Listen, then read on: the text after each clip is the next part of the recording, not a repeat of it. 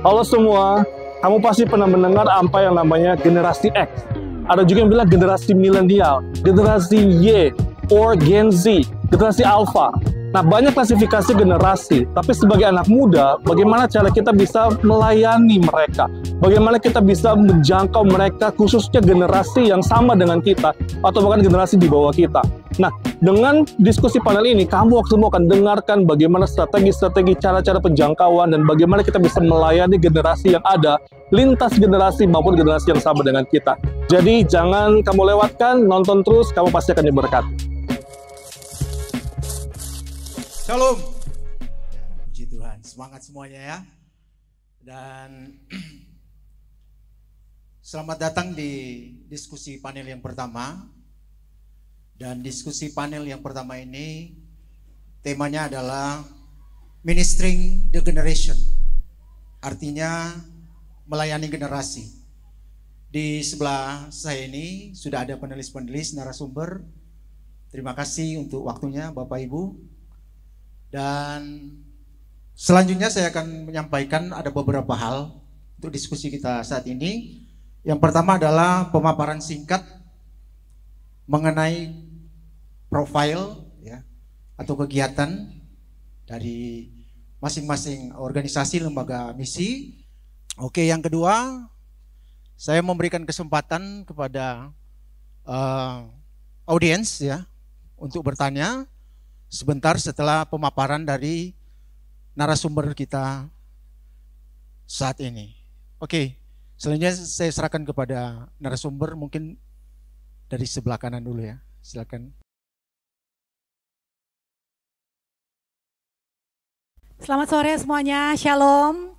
Jadi senang sekali bisa menjadi bagian dari kegiatan yang sejak awal saya itu pas di-sharing sama Pastor Rizky dan Bapak Ketua Panitia itu, ini semangat langsung menggebu-gebu, langsung membara. Karena hal ini, kegiatan seperti ini adalah kegiatan yang sebenarnya saya harapkan, saya mendengar sekitar 20 tahun lalu, ketahuan Kang umur berapa.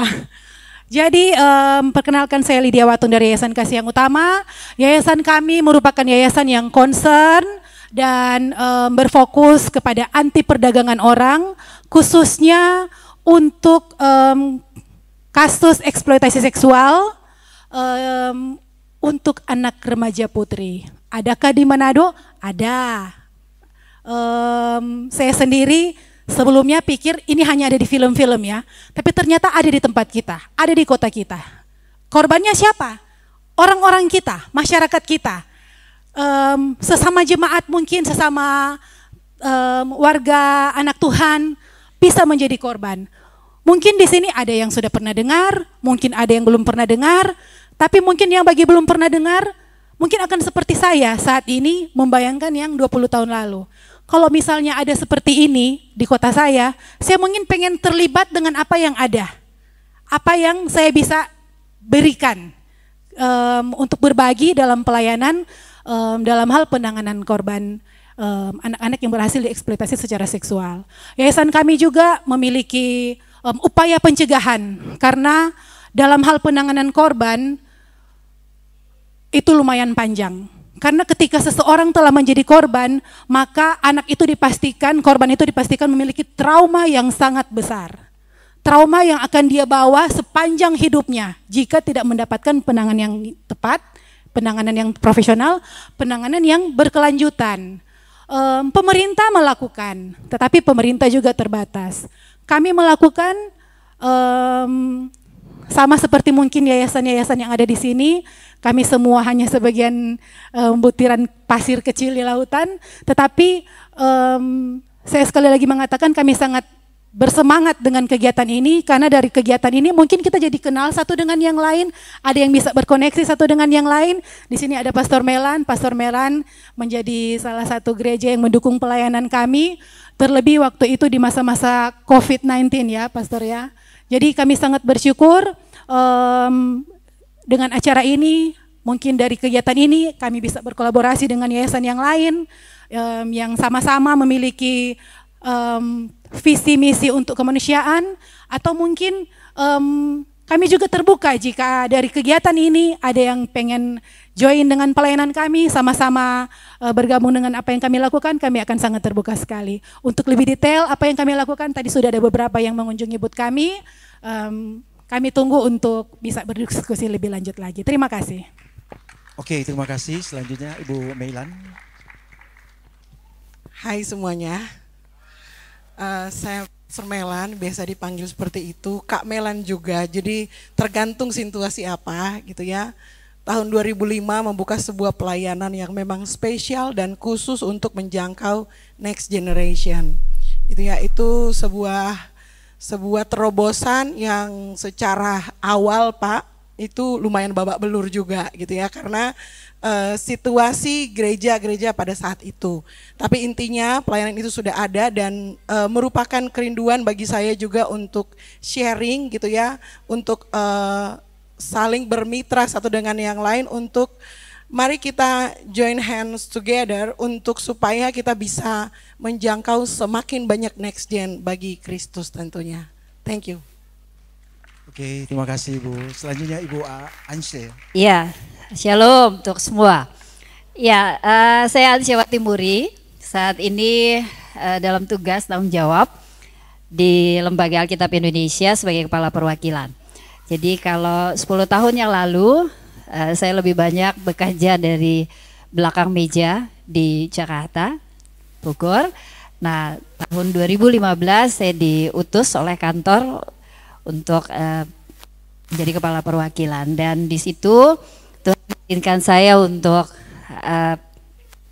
datang ke berbagai daerah, khususnya yang menjadi wilayah tugas pelayanan kami, dan melihat dan berinteraksi langsung dengan Tuhan di berbagai pelosok daerah yang ternyata Ibu dan Bapak masih banyak dari mereka yang membutuhkan Alkitab. Dan ini sejalan dengan visi kami, Lembaga Alkitab Indonesia, Firman Allah menjangkau semua generasi. Nah, ini sebuah kesempatan yang sangat berharga di mana kami lembaga-lembaga misi tentunya bisa memperkenalkan diri dan seperti hai kami ada begitu. Jadi kami senang bisa berbagi dengan Ibu dan Bapak, karena tentunya sebagai lembaga misi tadi kita nggak bisa bergerak sendiri, kita mesti sama-sama saling melengkapi, saling menopang supaya apa yang menjadi visi dari masing-masing lembaga, saya kira itu juga bisa terwujud. Demikian, dan sebuah kehormatan untuk kami dari Lembaga Alkitab Indonesia bisa ada di hadapan Ibu dan Bapak sekalian. Terima kasih. Oke, terima kasih Ibu Anshe. Selanjutnya Bapak Pendeta Audi, silakan Pak. Oke, makasih. Saya Audi Suwow dari Pusat Penerjemahan Alkitab. Tentang Pusat Penerjemahan Alkitab itu berdiri sejak tahun 2008, dan di awalnya kami mengerjakan bahasa-bahasa, menerjemahkan Alkitab dalam bahasa-bahasa yang ada di Sulawesi Utara. Tapi kemudian sejak tahun 2019 ketika kami selesai dengan pekerjaan itu, ada 3 bahasa, Melayu Manado, bahasa Tontemboan, bahasa Tombulu. Kita selesai dengan itu, kita pikir apa yang akan kita kerjakan nanti ke depan. Berpikir dan Tuhan beri kesempatan kami untuk melebarkan sayap. Tahun 2019 kami sempat tinggal 6 orang. Ada di kantor yang bingung mau buat apa. Tetapi setelah itu ada orang-orang yang Tuhan kasih visi yang luar biasa bersama-sama dengan PPA. Dan sekarang kami di PPA tahun 2024 ini kami merekrut ada kurang lebih 40 staf, dan 80-85% di antara mereka adalah anak-anak muda yang terlibat dalam pelayanan dengan Pusat Penerjemahan Alkitab, yang sebenarnya bukan cuma sekedar menerjemahkan Alkitab yang ada bahasa Indonesia ke bahasa-bahasa daerah-daerah yang ada di, bukan saja di Minahasa, di Sulawesi Utara, tetapi di Indonesia. Tetapi pelayanan kami juga ada pelayanan-pelayanan lain yang menyentuh dalam hubungan dengan kehidupan dari masyarakat supaya kehidupan dan keberimanan mereka itu bertumbuh. Kira-kira seperti itu. Oke, makasih. Oke, terima kasih Pak Audi. Dan selanjutnya Ibu Lani. Shalom, selamat sore semua. Perkenalkan, saya Lani Gosal, asli Tondano. Saya adalah Ketua Yayasan Yeterang, dan saat ini kami bergerak dalam Desa Misi Mercyville Yeterang. Saat ini kami membuka pelayanan Rumah Asuh Bina Didik, di mana kami membawa anak-anak dari berbagai provinsi dari Indonesia. Kami punya anak-anak dari Papua, dari NTT, dari Sulawesi Tengah, dan dari Sulawesi Utara yang kami bina, kami didik, kami asuh di rumah asuh kami, dengan satu harapan bahwa setiap anak berhak bahagia, setiap anak berhak untuk hidup lebih baik. Masalahnya tidak banyak tangan mengulurkan, tidak banyak tangan yang diulurkan untuk menolong anak-anak dalam keadaan yang tidak berdaya ini untuk mempunyai kesempatan hidup lebih baik. Mungkin tidak banyak orang yang tahu ya, saya berasal dari Gunung Sepi di Desa Sinuian. Pernah dengar Desa Sinuian? Enggak ya? Salah satu desa kecil di Kecamatan Remboken. Jadi kira-kira 2 minggu lalu Pastor Hizkia dan Ketua Panitia berkunjung mengajak untuk melakukan kegiatan ini bersama. Ya, kami tentu sangat apresiasi dan juga terima kasih. Kami yayasan yang sangat kecil, saat ini juga terus mengembangkan diri. Kami membuka pelatihan-pelatihan keterampilan dengan maksud anak-anak yang kami asuh ketika selesai masa pembinaan harus pulang menjadi pribadi yang mandiri. Kami juga berharap lewat kegiatan-kegiatan pelatihan yang kami bina akan ada banyak anak-anak muda, calon-calon misionaris yang dilengkapi dengan keterampilan supaya ketika keluar menginjil tidak hanya jago bicara tetapi harus tahu bekerja. Mungkin itu yang kami lakukan saat ini, dan booth kami ada di sebelah kiri saudara-saudara di bagian depan. Mungkin untuk informasi lebih lanjut nanti bisa ditanyakan selanjutnya. Terima kasih. Oke, terima kasih Bu Lani. Selanjutnya Pak Nathan. Shalom. Salam misi. Semangat hari ini. Saya orang yang paling berbahagia karena selama saya gabung di YWM, terlebih ada di Sulawesi Utara, saya merasa ini pertama kali ya ada satu gelombang baru yang dibuat, dan luar biasa yang memprakarsai adalah Gereja Maranatha, mengajak kita lembaga-lembaga misi untuk boleh bergandengan tangan, untuk boleh menjala, ya, untuk boleh sama-sama mengajak anak-anak muda generasi sekarang untuk terlibat di dunia misi. Oke, nama saya Nathan, biasa dipanggil juga Kak Nathan. Saya dari YWM. 1960 Loren Cunningham mendirikan badan misi ini. 1980 masuk ke Indonesia, diprakarsai oleh seorang hamba Tuhan yang bernama Yeremia Rim, dan Om John Salindeho yang pertama kali membuat DTS di Lawang, sehingga lembaga misi ini akhirnya tersebar ke seluruh Indonesia. Dan 1996 DTS pertama ada di Winangun yang dikomandani oleh Bapak David Halim atau Kok Ming. Nah, saya salah satu hasil dari pelayanan beliau, dan panggilan yang Tuhan kasih kepada saya lari dari rumah, saudara. Secara supranatural saya dapat panggilan sama seperti Samuel. Saya lari dari Malino, tempat kelahiran saya ada di Manado, dan mencari Tuhan. Dan akhirnya saya terlibat di pelayanan ini, merintis beberapa daerah di Indonesia dengan pelayanan YWM yang ada, dan sekarang kami ada membangun Go Center yang ada di Air Madi di bawah. Tapi base camp kami sementara ada di Rumah Kasih. 3 panggilan YWM yaitu evangelism, yaitu penginjilan, training, pemuritan, dan mercy ministry. Kami sudah melakukan evangelism, dan besok mereka akan berangkat ke Talaut untuk rekrutmen di sana lagi. Ada 8, berapa orangnya? Tim. Ada 4 orang tim kami yang ada di sini untuk mereka akan berangkat ke Talaut. Dan kami juga membuka Rumah Kasih atau panti asuhan, tapi kami lebih familiar dibilang apa Rumah Kasih, sama mungkin seperti teman-teman yang melayani, kami nggak mau dipanggil panti asuhan ya, karena nanti didiskreditkan seperti itu ya. Sehingga kami punya anak-anak sekarang yang diasuh di sana 17 dengan 8 orang staff seperti itu. Dan puji Tuhan kami sangat bersemangat sekali kalau diajak bicara tentang melayani generasi. Kenapa? Karena itu kerinduan hati Tuhan yang Tuhan put kepada semua kita, spesiali kami di Youth with Mission. Terima kasih, Tuhan memberkati Pak. Terima kasih Shalom. untuk narasumber semuanya ya, yang sudah memberikan penjelasan singkat mengenai profil dari organisasi atau lembaga misi. Terima kasih. Dan selanjutnya saya buka ruang tanya jawab untuk teman-teman, adik-adik ya, bisa juga Bapak Ibu yang mau bertanya, silakan. Baiklah, terima kasih atas kesempatan yang diberikan. Perkenalkan, nama saya Elvira Marande dari GKMI Epipania Batu Kota. Saya ingin bertanya kepada semua Bapak Ibu yang sangat hebat-hebat ini, saya ingin bertanya apa yang menjadi panggilan Bapak Ibu sehingga Bapak Ibu terpanggil untuk melayani teman-teman atau melayani menjadi misioners. Terima kasih. Oke, terima kasih, pertanyaan yang luar biasa. Jadi mau dijawab semua ya, masing-masing ya. Silakan Ibu.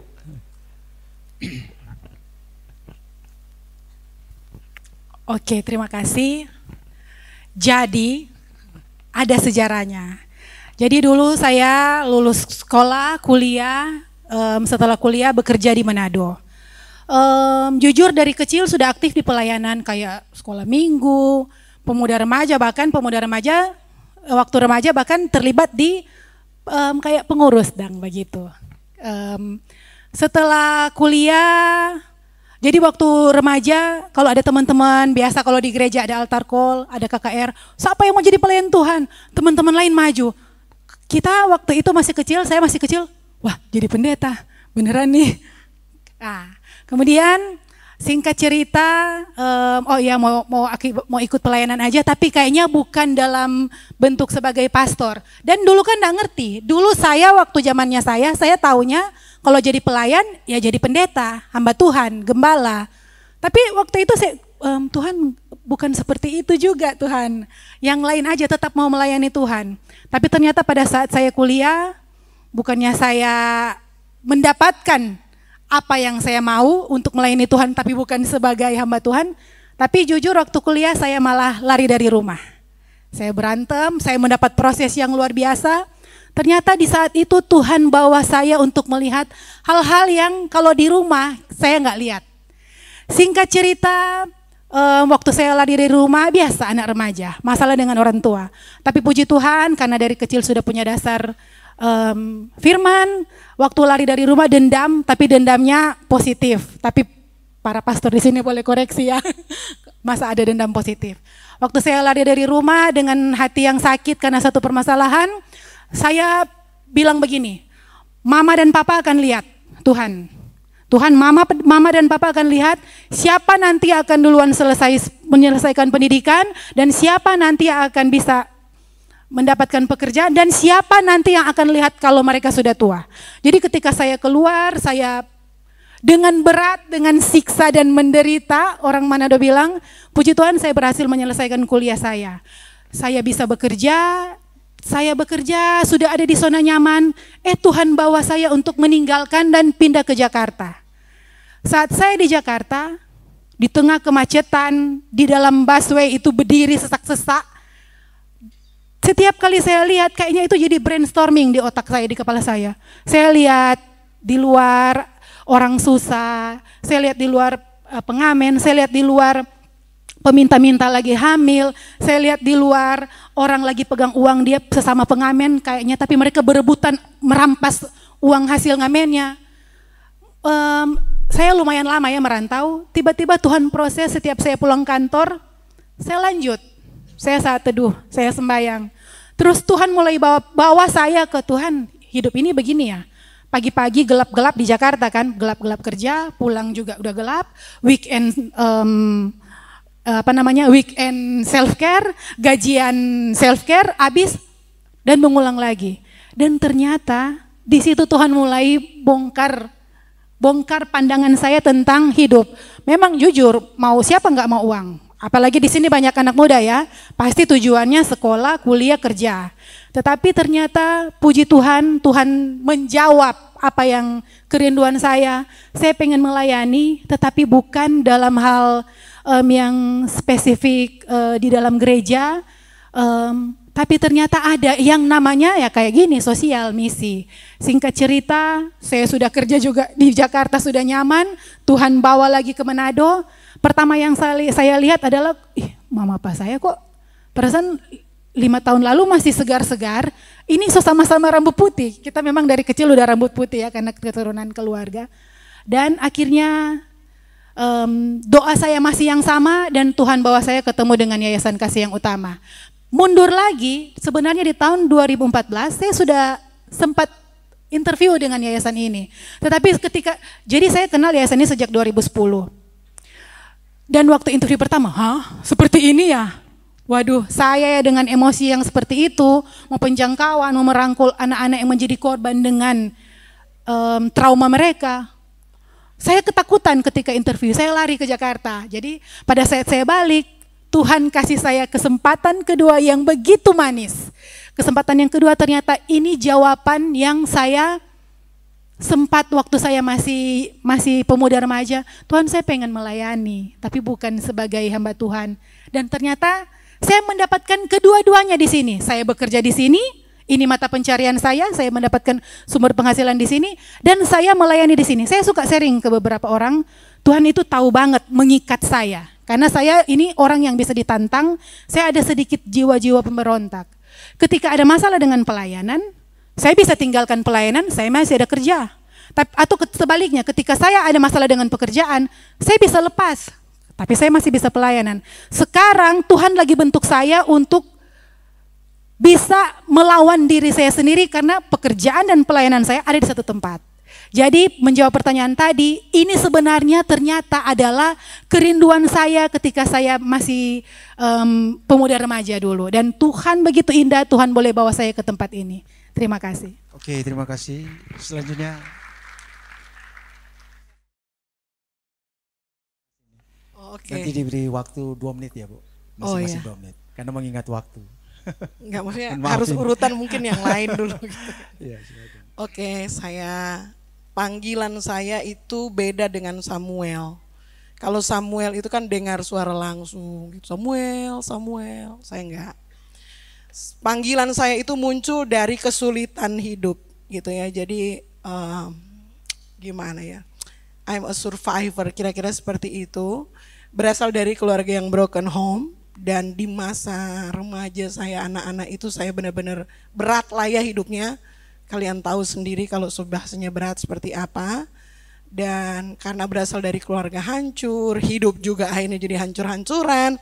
Sampai ada titik di mana kalau Tuhan ada, please save me, kira-kira gitu. Akhirnya benar Tuhan selamatkan di situasi yang benar-benar dark gitu ya dalam hidup saya.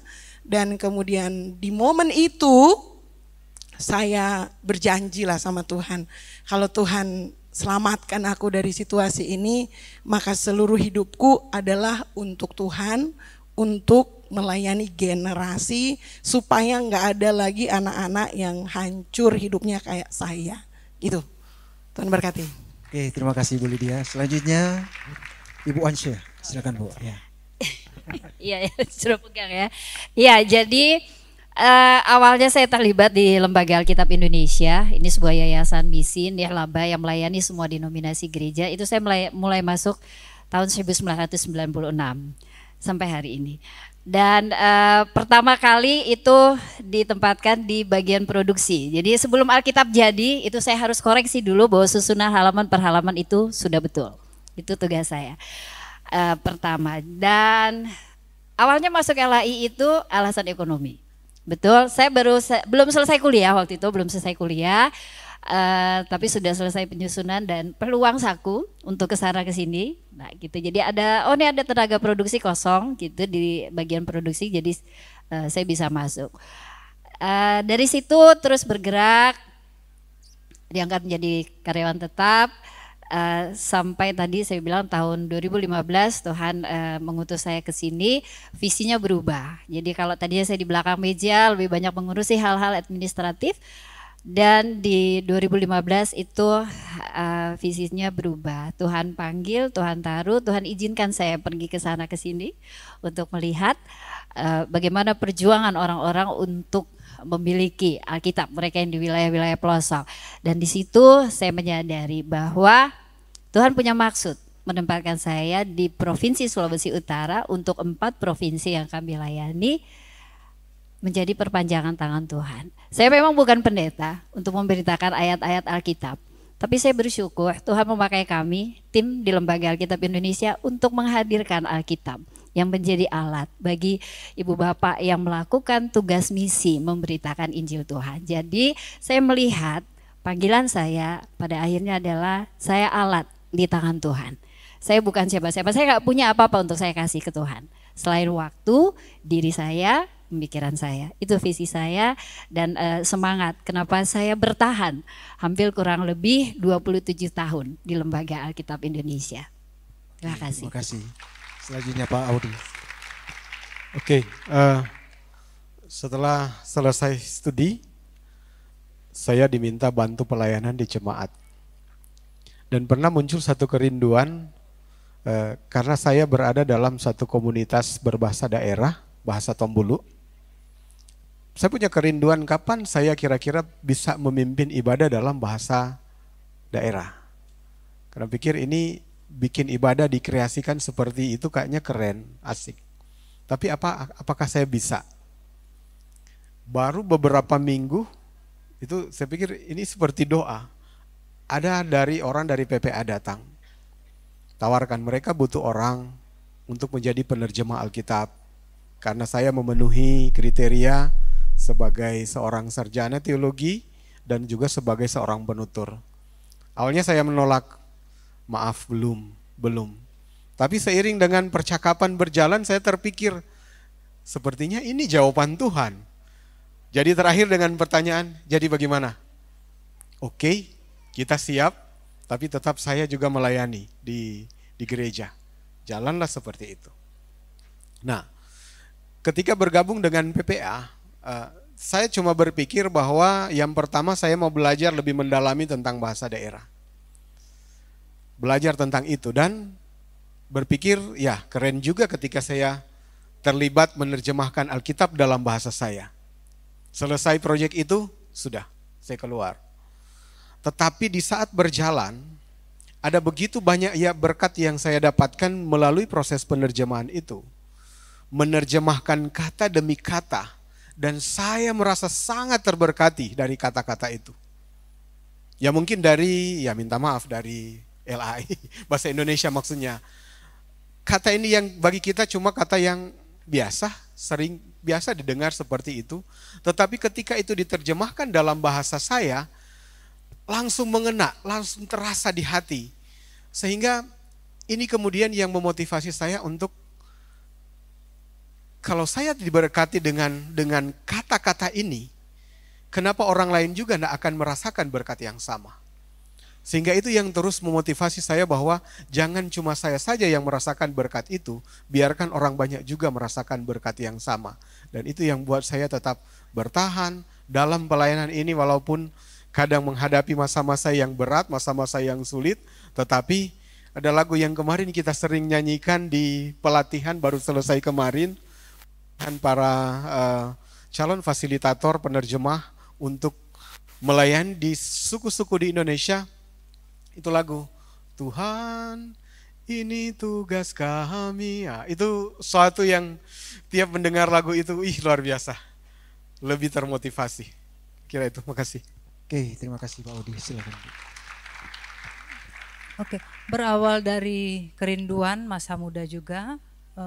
Kira-kira kelas 2 SMP, hal pertama yang membuat saya berkomitmen atau saya bermimpi untuk melayani Tuhan, saya sampai kelas 2 SMP enggak punya Alkitab. Terus terang enggak punya Alkitab ya. Jadi kalau mau ke sekolah itu maksudnya bukan Alkitab, tidak punya Alkitab yang utuh ya. Jadi kalau mau ke sekolah itu Alkitab robek-robek di bawah. Terus waktu itu saya berjanji begini, Tuhan, jika suatu saat nanti saya mempunyai berkat lebih, saya ingin menolong anak-anak di panti asuhan supaya mereka bisa punya Alkitab masing-masing, supaya mereka bisa highlight ayat-ayat yang membangun. Dari kerinduan umur 14 tahun saya ya hidup berlanjut ya, hidup berjalan. Akhirnya saya menikah, suami saya orang Korea, seorang awam yang cinta Tuhan. Sebenarnya sudah tinggal di Korea, saya juga tidak ada pikiran untuk kembali ke Indonesia. Tapi tahun 2009 saya dan suami akhirnya kembali ke Indonesia. Sebelum memulai rumah asuh sendiri, saya berkeliling ke beberapa, sekarang tidak disebut panti asuhan tapi lembaga kesejahteraan sosial anak. Saya keliling ke berbagai daerah di Manado, Minahasa, Bitung, tetapi saya saya belum menemukan suatu sistem yang betul-betul saya melihat sebenarnya anak-anak ini tidak hanya kehilangan rumah, tidak hanya kekurangan makanan, tetapi mereka kehilangan keluarga. Mereka kehilangan rumah yang hangat. Karena itu kenapa kami membuat pelayanan rumah asuh yang kami lakukan saat ini. Satu juga yang membuat saya seperti yang sudah saya katakan di perkenalan tadi, saya bukan berasal dari keluarga yang mapan, hidup harus diperjuangkan setiap hari. Lama saya berdoa, lama saya berusaha, tetapi tidak banyak mengubah keadaan. Sampai ada seorang yang menolong saya, saya mempunyai kesempatan lebih melihat dunia penginjilan yang lebih besar, itu pun mengubah kehidupan saya secara finansial, secara mindset, dan juga mungkin banyak etika-etika pelayanan yang saya pelajari ketika saya keluar, sehingga membuat saya mempunyai pandangan bahwa seperti yang tadi saya katakan ya, semua orang berhak bahagia. Tapi kalau tidak ada orang yang menunjukkan jalan, yang susah tetap susah, yang bodoh tetap bodoh, tidak ada kesempatan. Tetapi saya yang ditolong, sekarang saya bisa menolong 15 anak, saya juga sekarang bisa mentraining staff sebanyak 7-8 orang, dan saya yakin satu orang yang ditolong itu sangat berarti. Sangat berarti. Jadi jiwa-jiwa ini juga sangat berarti. Ketika kita memberi mereka motivasi yang benar, ketika kita menunjukkan arahan yang benar, saya yakin anak-anak muda ini punya potensi yang besar yang bisa menjadi berkat untuk lingkungan sekitarnya, untuk gerejanya, untuk dunia. Itu harapan saya, dan itu yang membawa saya kenapa memilih pelayanan anak. Karena bagi saya hal kecil, pelayanan yang sejati adalah pelayanan yang betul-betul kita lakukan secara nyata, tidak hanya dengan mulut, tetapi kami 24 jam, ada staf yang memasak, melakukan segala hal, sekalipun di gunung sepi, tidak ada orang yang lihat, kami melakukan, dan itu membawa saya mengingat, oh itu betul ya, doa saya waktu muda dijawab Tuhan, mungkin di usia sekarang 40-an, tapi saya yakin setiap niat baik akan menemukan jalan. Lebih-lebih lagi ketika kita bermimpi untuk Tuhan. Oke, selanjutnya Pak Nathan. Makasih ya. Oke. Hidup saya itu ekstrim karena saya lahir dari anak kolong, papa saya muslim. Saya nggak tahu apa itu pendeta, misionaris, nggak tahu. Tapi suatu saat saya dapat panggilan sama seperti Samuel. Kalau tadi Ibu Mei bilang dia enggak seperti itu, saya dapat panggilan dengan suara terdengar. Waktu itu lagi bulan Ramadan puasa, papa saya panggil suara saya saya pikir papa saya panggil nama saya 3 kali, ya. Itu subuh-subuh pada waktu jam kurang lebih jam 3, dari jam 3 sampai ke jam 6 ada suara yang turun dalam masa-masa saya tidur, dibilang tidur tidak, tapi bangun juga iya. Jadi waktu saya masuk di kamar papa saya bilang papa panggil saya lihat papa saya rupanya sudah nggak bangun makan sahur, tapi sudah tidur. Jadi waktu saya kembali ke kamar saya untuk tidur, di situ saya mengalami dibilang trance, hilang kesadaran, tapi tahu juga saya mengalami yang namanya baptisan Roh Kudus, tapi saya belum tahu itu baptisan Roh Kudus. Ya.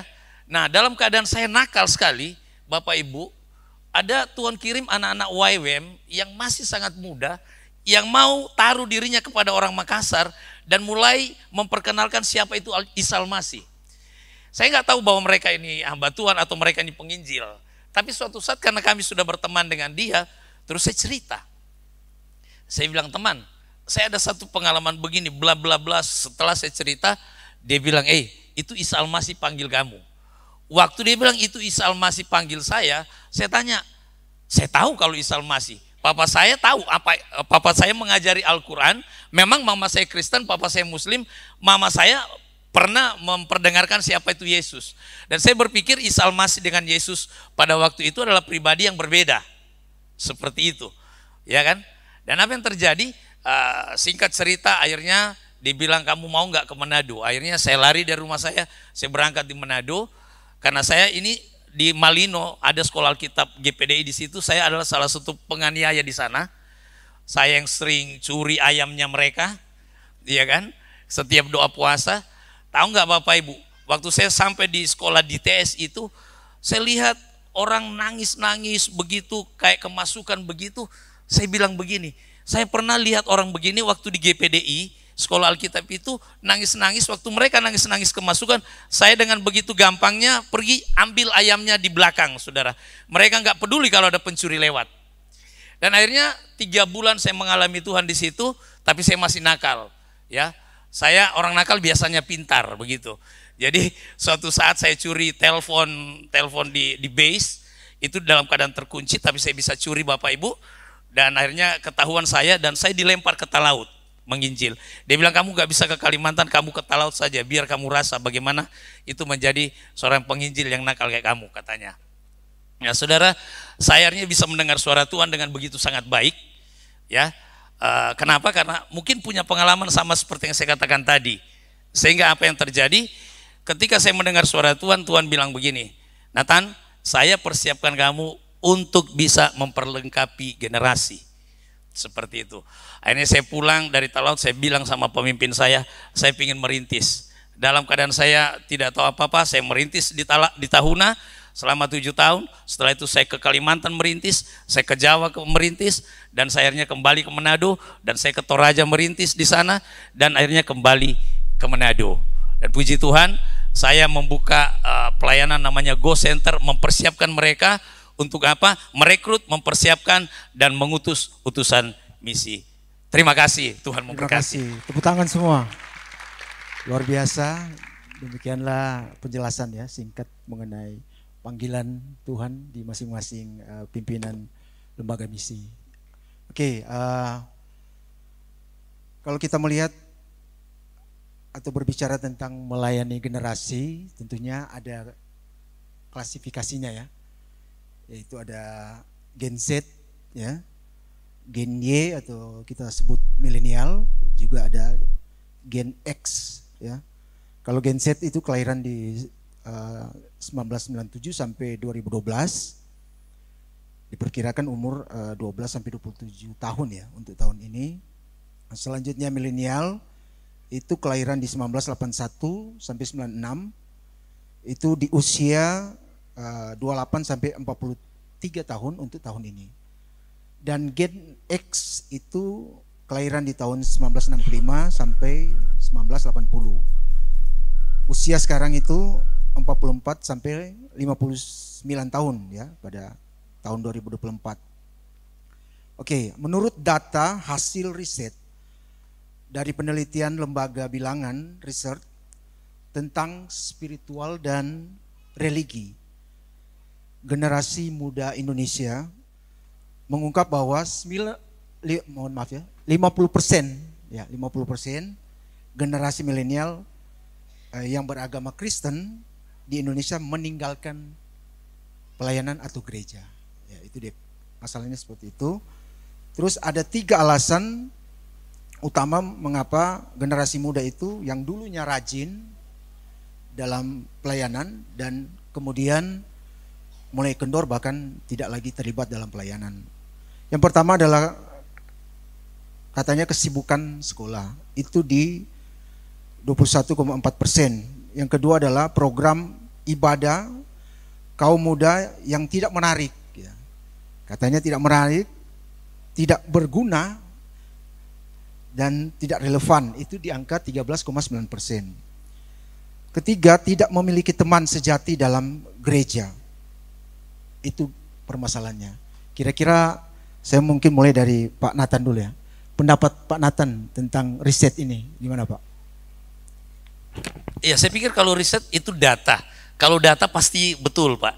Iya kan? Berarti kita mendengar, sorry saya berdiri ya. Kita mendengar data tadi yang disampaikan ini, berarti data-data ini pasti diangkat dari kehidupan yang ada sekarang ini. Bagaimana tidak menempeleng kita gereja Tuhan yang ada di tempat ini. Ya kan? Maka dari itu saya mengajak bapak-bapak pendeta, kalau ada bapak pendeta, pimpinan-pimpinan gereja atau pimpinan kaula muda, mari kita turun ke bawah menjadi jawaban untuk kebutuhan generasi sekarang ini. Ini kan bicara generasi sekarang, Pak ya. Ya, ada namanya kayak generasi kayak kita tadi yang ada generasi milenial. Ini rata-rata di sini adalah generasi milenial. Melihat generasi sekarang ini, generasi Z ya. Gen Z ini pasti kita stres, Bapak Ibu, betul nggak? Saya ngomong ke anak saya nggak masuk, anak saya ngomong ke saya pun tidak masuk, karena kita berbeda berbeda generasi. Tapi mari kita humbling myself ya, merendahkan diri kita untuk turun ke bawah menjadi teman sama mereka, ya kan? Kalau generasi saya, bapak saya biasa, kamu harus begini, harus begini, harus begini, ya bahasa saya itu lampu tahu kalau bapak saya ngajar saya, ya kan? Sehingga apa yang menjadi pikiran saya, oh iya itu lampu. Tapi kalau saya bikin begitu ke anak saya, pasti anak saya hurting, pasti menjadi sakit hati. Nah, baiknya kalau saya Pak, mari kita turun ke bawah, layani, karena saya tahu setiap generasi pasti ada hati Tuhan di situ. Di generasi kita ada hati Tuhan. Apa yang kita dapat dalam generasi kita, kita sampaikan kepada mereka, sehingga pesan misi, karena kita bicara misi, itu tidak putus. Nah, banyak anak-anak muda sekarang ini putus, kenapa? Karena kita orang tua tidak menyampaikan apa yang kita dapat, kita cuek, karena kita tahu, aduh anak kita pemberontak, mereka sudah tidak bisa diatur lagi. Sehingga apa yang terjadi? Yang terjadi generasi Z ini gampang hilang. Kenapa? Karena generasi ini orang bilang generasi stroberi, lembek, seperti itu. Tapi mari kita turun, mendampingi mereka, mengangkat hidup mereka, sehingga mereka menemukan apa yang menjadi hati Tuhan terhadap generasi ini. Mungkin itu dari saya, Pak. Oke, terima kasih. Luar biasa jawabannya. Juga ada faktor lain ya, faktor lain. Kenapa generasi muda tidak mau lagi terlibat di pelayanan? Itu menurut penelitian tadi, itu gereja tidak melibatkan anak muda sesuai dengan kapasitas mereka. Itu yang menjadi permasalahan. Pertanyaannya adalah apakah yang dilakukan itu efektif atau tidak dari setiap gereja. Dan kalau masih kurang untuk efektivitas dalam pelayanan itu, kira-kira seperti apa untuk pergerakannya, atau supaya anak-anak muda ini bisa mau dan ikut ya, terlibat dan kembali lagi ke pelayanan gereja. Ya, saya minta Ibu Pendeta Meilan untuk menjawabnya. Silakan.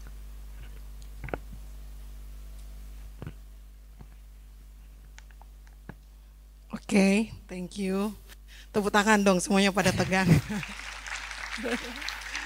Ya, kalau mau bicara soal generasi, saya sebenarnya mesti protes. Pendek ini, karena ini ngomong panjang harusnya ya.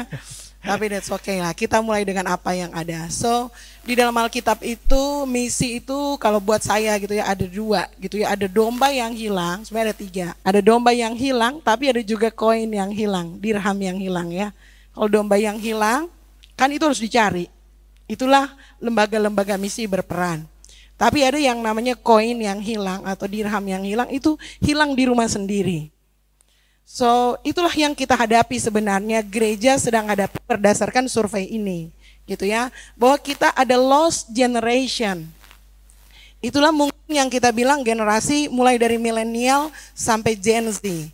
Tahun ini saudara-saudara itu the last alpha lahir, karena tahun depan 2025 beta akan datang. Gitu ya, generasi beta itu beda lagi gitu ya. Jadi masing-masing generasi itu punya stereotipnya masing-masing. Nah, ketika si Crindle melakukan pembagian generasi, mungkin yang jadi catatan kita di sini adalah dia nggak bermaksud untuk membuat kita mencap gitu ya. Oh ini si bapak nih silent generation, makanya kelakuannya kayak gitu. Nih gembala saya nih, dia baby boomers, makanya dia kayak gitu. Dan ini guru sekolah minggu saya milenial, jadi ya pantas dia nggak ngerti dengan kita. Itu kan untuk pemisahan terjadi, tetapi sebenarnya untuk membuat masing-masing generasi bisa paham bahwa setiap generasi punya keunikan gitu ya. Dan karena itu bukankah Tuhan kita adalah Tuhan atas semua generasi? Amin. Kok saya jadi khotbah sih? Ya maksudnya artinya Tuhan itu adalah Tuhan atas semua generasi ya kan Kak? Baik baby boomers atau silent generation yang bekerja dengan cuman jalan kaki, maupun yang teman-teman semua yang udah menggunakan teknologi dan lain semuanya, itu adalah semua generasi yang dikasihi Tuhan gitu loh. Nah mungkin yang perlu kita bicarakan saat ini adalah bagaimana previous generation, generasi saya ini X ngomong-ngomong ya, jadi di bawah baby boomers. Nah saya pemimpin generasi X yang sedang memimpin milenial dan sedang mengajar Gen Z, kira-kira seperti itu, dan memuridkan Alpha. Jadi kondisi gereja kita menurut saya yang paling ideal itu adalah gereja multi generasi. Semua generasi harus nyaman ada di gereja itu. Gereja nggak boleh didominasi oleh satu generasi aja. Ada kecenderungan kalau misalnya saya ini generasi X, maka yang akan berkuasa di area pelayanan gereja itu pasti generasi yang sebaya dengan saya. Dan kita mulai lost generation, mungkin nggak di milenial, karena milenial yang kita layani langsung, tapi kita bisa lost di Gen Z dan Alpha kalau kita nggak embrace semua generasi ini. Dan untuk mengembrace generasi ini memang nggak gampang, karena setiap generasi punya keunikan masing-masing gitu ya. Yang perlu dibangun menurut saya adalah komunikasi antar generasi. Sorry kalau agak panjang, makanya saya bilang ini pasti panjang. Jadi tapi minta 1 menit lagi. Jadi embrace semua generasi dan kasih tempat terutama kepada generasi yang lebih muda untuk mengambil bagian dalam pelayanan. Give me 2 minutes. Ini terakhir saya ngomong, janji. Ya nanti yang lain sudah itu. Jadi gereja, karena ini kan kita berhadapan dengan lost generation. Kita memang mesti mulai berani untuk memberi kesempatan kepada anak-anak yang berharga itu untuk melayani Tuhan di usia terbaik mereka. Saya punya impian dan saya punya doa supaya next misionari yang akan pergi ke luar negeri itu atau ke daerah yang kita mau jangkau itu bukan kakek-kakek lagi atau bukan yang so masalah lutut, tetapi generasi muda yang masih on fire, yang masih kuat secara fisik, yang punya kecerdasan yang luar biasa lah, yang akan menjadi misionari di usia terbaik mereka. That's it. Tuhan berkati. Luar biasa jawabannya, tepuk tangan ya. Jadi gini, kalau sekarang ini kan kita lihat juga media sosial ini atau smartphone ya, ini sangat mempengaruhi anak-anak, terutama generasi yang milenial ke atas lah ya. Itu mereka banyak lebih mementingkan diri sendiri ya. Kecenderungannya seperti itu kira-kira, karena kalau saya pegang handphone kan sudah tidak mau lagi berkomunikasi atau apalah dengan sesama teman-teman atau di dalam gereja juga seperti itu. Jadi dampaknya ada dampak negatif dan positifnya untuk smartphone ini ya. Kira-kira menurut Ibu Lenia, kira-kira bagaimana untuk menyikapi tentang smartphone ini ya, berdampak kepada pelayanan? Iya. Ibu Lani ya, silakan. Kita tidak bisa pungkiri bahwa kemajuan memang masuk sampai ke semua lini, tidak hanya ke Gen Z tetapi semua lini. Bagian dari perubahan dunia yang tidak bisa kita hambat, karena itu juga ada gunanya tentu untuk perkembangan zaman saat ini. Tetapi memang tentu harus dibatasi. Saya juga punya anak remaja ya. Saya punya anak remaja yang tentu harus dikontrol bagaimana mereka punya waktu dengan cellphone atau dengan gadget mereka, karena semua studi sekarang berdasarkan kebutuhan ini ya, internet dan juga kebutuhan media-media pendukung. Tetapi semua tentu ada batas. Selalu saya ingin mencontohkan apa yang kami lakukan karena memang sudah kami lakukan. Di rumah asuh kami, anak-anak tidak punya gadget. Waktu menonton pun itu hanya weekend. Jadi memang kami sangat membatasi. Tetapi jika anak-anak muda yang ada, pasti sebagian besar sudah punya, manfaatkanlah dengan baik karena bisa eksplorasi lebih, bisa juga melakukan lebih, bisa memberi tentu influence yang lebih, karena saya lihat sayang ya, banyak influencer yang punya followers banyak tapi saya tidak tahu influence macam apa yang diberikan, dan cenderung anak-anak muda suka yang begitu. Kalaupun misalnya memang ingin menggunakan cellphone, ingin menjadi influencer, jadilah influencer yang baik tentu, yang memberikan dampak positif, tentu memberikan nilai-nilai yang positif, yang bisa tentu bermanfaat bagi diri sendiri dan juga orang-orang lain yang tentu menikmati kemudahan teknologi. Oke, terima kasih jawabannya. Jadi masih menyangkut permasalahan yang tadi dari hasil penelitian. Apakah ada metode pelayanan yang dapat melibatkan generasi muda dengan cara mereka langsung terlibat? Ya, mungkin pertanyaannya jawabannya ke Pak Audi ya. Oke, makasih. Dari pertanyaan-pertanyaan tadi kita tidak sabar untuk bicara karena kita di Pusat Penerjemahan Alkitab, seperti saya katakan di bagian awal tadi, bahwa kita bukan cuma sekedar menerjemahkan Alkitab bahasa Indonesia ke bahasa daerah, tapi kita juga ada program-program lain yang 2 tahun lalu kita sudah buat, itu Mission Youth Camp. Mission Youth Camp kita panggil beberapa pemuda, itu masih dalam kelompok kecil, mungkin sekitar 20 orang, kami undang, dan luar biasa dampaknya itu sangat kelihatan, dan sekarang malah untuk Gemim sendiri telah melakukan itu. Awalnya kami buat dari PPA, dan kami berpikir ya mungkin ini kesempatan kami untuk boleh jadi istilahnya jadi igniter, jadi pemantik buat yang lain, dan ini pengaruhnya itu justru pada satu gereja yang besar. Itu untuk pemuda. Dan kami sementara merancang satu program yang itu pertama akan kita buat itu di tanggal 14 Desember, yaitu itu kegiatan mirip tetapi lebih ke anak-anak. Lebih ke anak-anak, yang itu ada tahapan-tahapannya.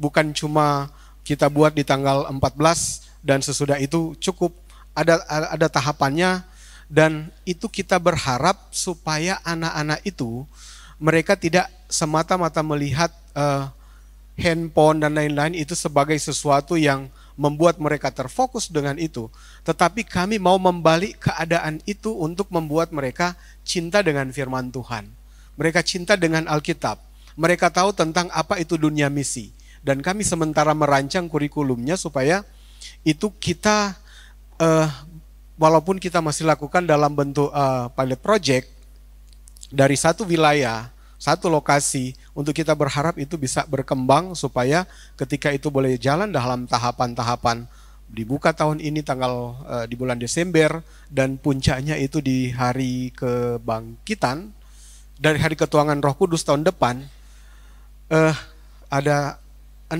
atau 7 tahapan yang kita mau dari anak-anak yang sama mengikuti itu, sehingga berharap goalnya itu mereka benar-benar akan melihat bahwa firman Tuhan itu benar-benar punya kuasa dan patut bagi kita untuk terus melihat itu. Itu harapan kami buat anak-anak ini. Terima kasih. Oke, terima kasih. Beri tepuk tangan. Oke, pertanyaan selanjutnya kepada Ibu Anshe.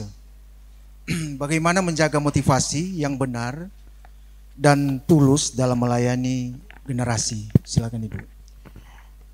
Ya, terima kasih. Jadi sama seperti Pak Pendeta Audi tadi, Gak sabar. Jadi ya begini, saya bicara dari Lembaga Alkitab Indonesia. Jadi kami sebagai lembaga yang memang punya 3 tugas utama, menerjemahkan Alkitab, memproduksi Alkitab, bersyukur bahwa Indonesia punya percetakan Alkitab sendiri, lalu mendistribusikan Alkitab. Nah, ketika dari awal tahun 54, oke, Alkitab hadiah dalam bentuk cetak. Kita belum dijamah oleh dunia digital. Tapi dalam perkembangannya itu digital mulai masuk. LAI itu pun mengadaptasi, artinya mengakomodir bahwa pemberitaan firman Tuhan itu tidak melulu melalui Alkitab cetak, tetapi ada juga yang dijangkau lewat digital. Oleh karenanya mulai 2014 itu kami melakukan camp anak muda yang mendorong mereka untuk menghasilkan konten-konten Kristiani untuk bisa menjangkau generasinya mereka. Gitu. Itu mulai 2014 dengan kegiatan di Kaliurang, How Digital Are You? Waktu dibikin. Lalu mulai berkembang, nah ini terakhir kami bikin di Tobelo dan saat ini sedang berlangsung di Biak. Nah, jadi itu cara ketika bagaimana menghadirkan firman Tuhan ke generasi, tiap generasi. Betul, Tuhan hadir di semua generasi. Nah, berarti di sini, maaf saya harus bilang, bahwa gereja pun harus mau mengadaptasi itu. Artinya berani berubah, berani mengikuti perkembangan zaman, menggunakan media-media yang ada untuk bisa menjangkau generasi. Oke, zamannya oma opa kita bisa dari panggung, dari mimbar, khotbah.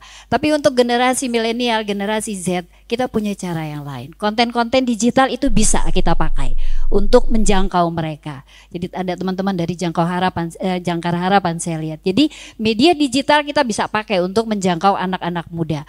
Bagaimana supaya mereka tetap setia pada panggilan itu? Ya, kita memang harus menyediakan apa yang menjadi kebutuhan mereka. Kebutuhan mereka.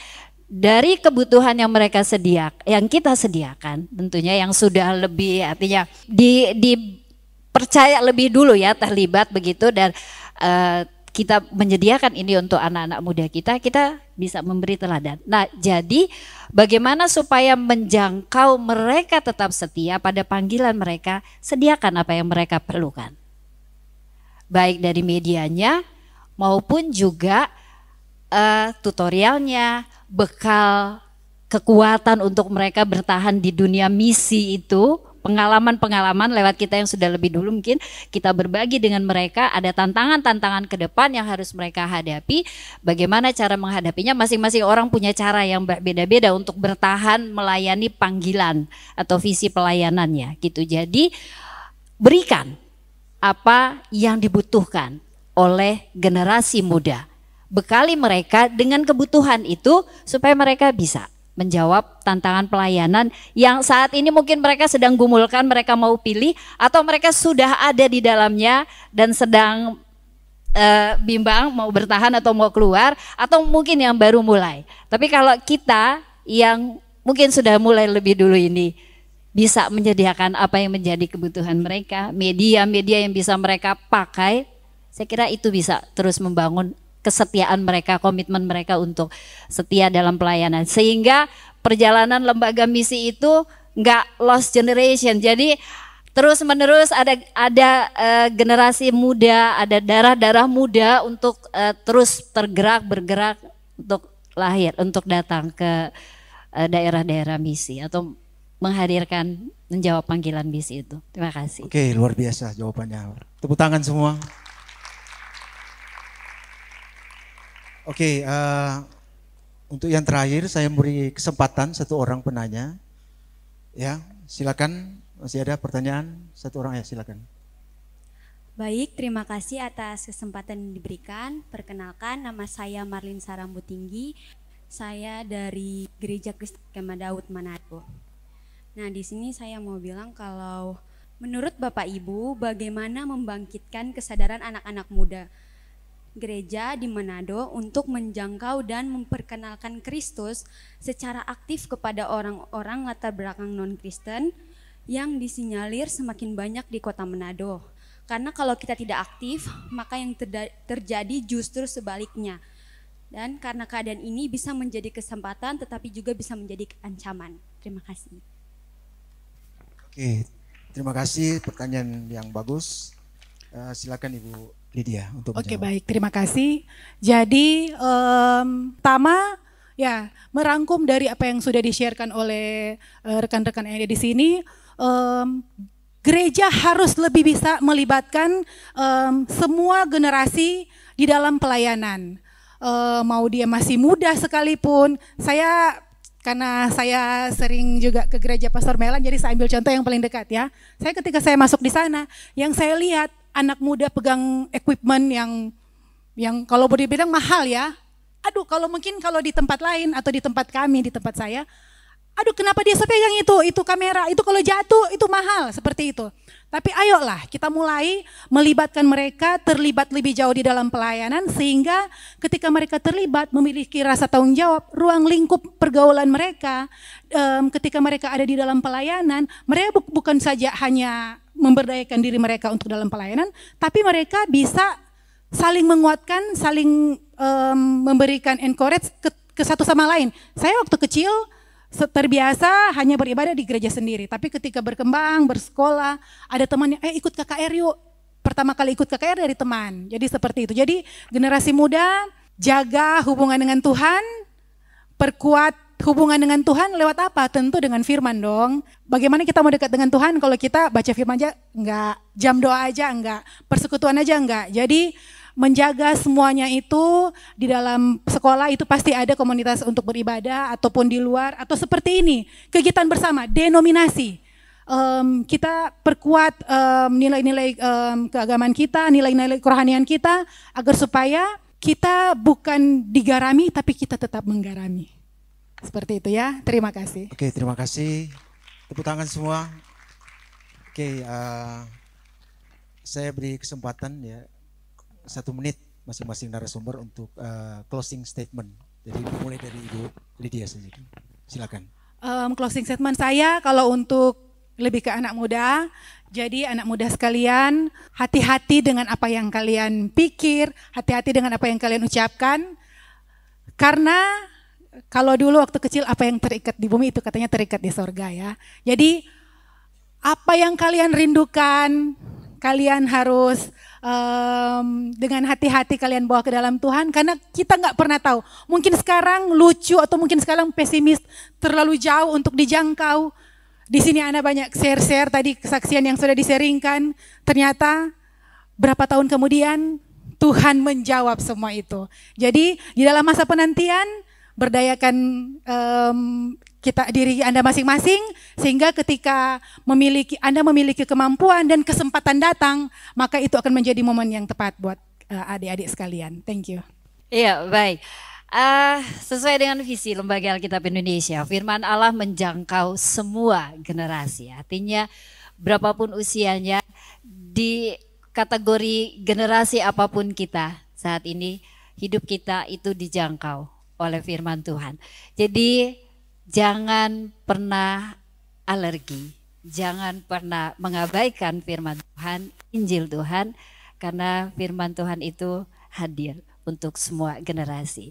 Mungkin kita bisa ambil salah satu contoh adalah Samuel, ya kan? Dari kecil dia dipanggil oleh Tuhan, sudah diserahkan oleh orang tuanya, menjalani proses dan seterusnya sampai menjadi imam di hari tuanya. Itu bagaimana proses dia dari muda sampai dia tua. Jadi firman Tuhan itu hadir. Apapun berapapun usia kita, di zaman apapun kita hidup, di sana ada firman Tuhan. Jadi tetap pakai firman Tuhan sebagai pegangan hidup sehari-hari. Yakin, mau susah zamannya kayak apapun, mau berat gimana pergumulannya, Tuhan pasti kasih kekuatan.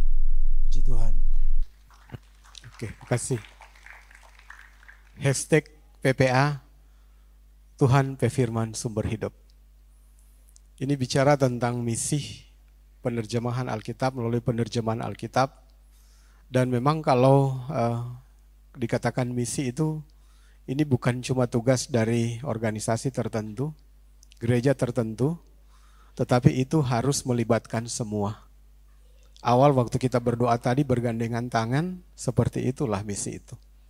Kita harus bergandengan tangan.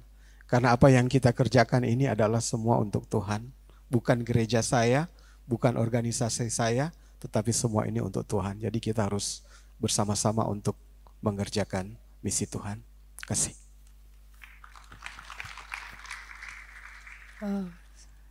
Semua kita adalah bagian dari generasi yang dilayani saat ini. Ada Gen X, Gen Z, milenial. Satu hal yang ingin saya katakan, jadilah teladan. Ada pendeta-pendeta senior, ada pemimpin-pemimpin anak muda, ada misionaris, ada juga ketua-ketua atau pemimpin-pemimpin lembaga. Teladan adalah hal yang terpenting karena kalau gereja atau lembaga-lembaga misi tidak bisa memberi teladan yang lain, anak tidak bisa memberikan teladan yang baik, anak-anak muda akan mencontoh teladan di luar.